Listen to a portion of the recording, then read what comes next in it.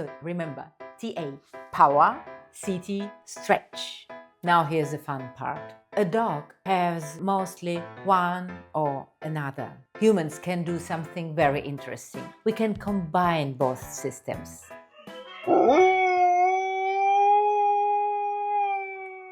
Have you ever noticed that a dog can make two very different sounds? A dog can bark, whoa, whoa, whoa, and a dog can howl, oh, oh. Everybody knows these sounds. Now here's something interesting. Your voice works in a similar way. Not exactly like a dog, fortunately. Our voice has also two main muscle systems that work together. These muscles have long scientific names: the thyroarytenoid, or TA, and cricothyroid, or simple CT. Don't worry about remembering the names, just remember TA and CT. Think of them as two different athletes. The TA muscle is our bodybuilder.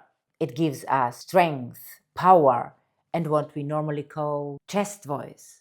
It is also the voice we are normally speaking with. Yesterday. The CT muscle is our ballet dancer.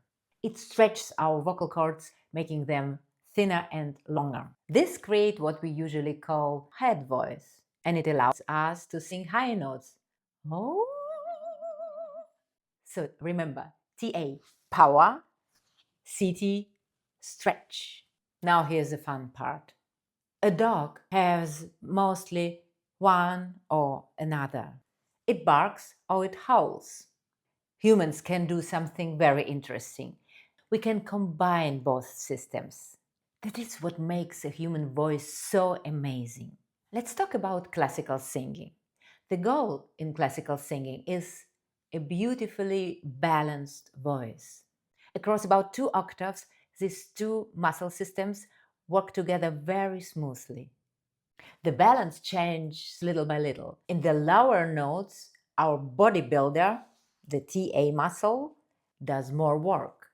As the voice gets higher, our ballet dancer, the CT muscle, takes over more and more. The great classical singer make this transition almost impossible to hear.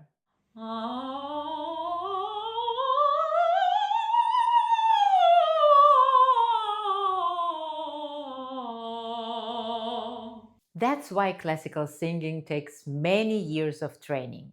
Now let's move to pop singing. Pop singing does not use exactly the same balance as classical singing. When I moved from opera after 15 years working in an opera theater to musical theater and pop singing, it wasn't easy for me. I had to learn completely new coordinations. For many women, challenge is developing more TA activity and bringing more chest voice in the middle and upper part of their voice, but without making it too heavy.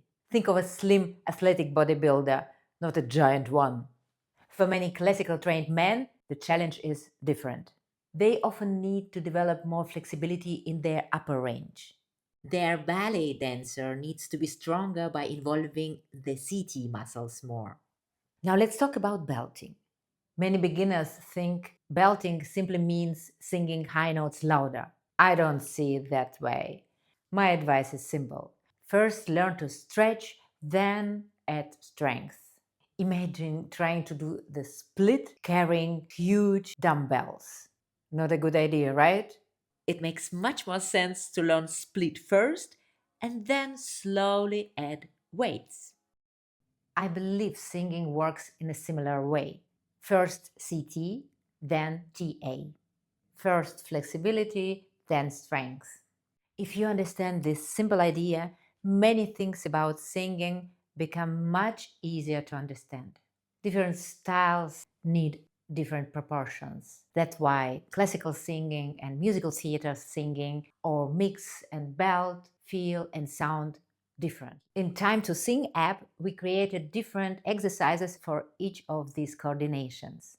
We also separated it by style: pop, musical, classical. Our goal is simple: not just to tell you what to do, but to help you actually feel the difference with your own voice. And once you learn how to balance these two systems, your voice becomes incredibly flexible. You are no longer limited just barking or howling like a dog. You can choose the sound you want. And that's what makes the human voice such an amazing instrument. See you in the next video!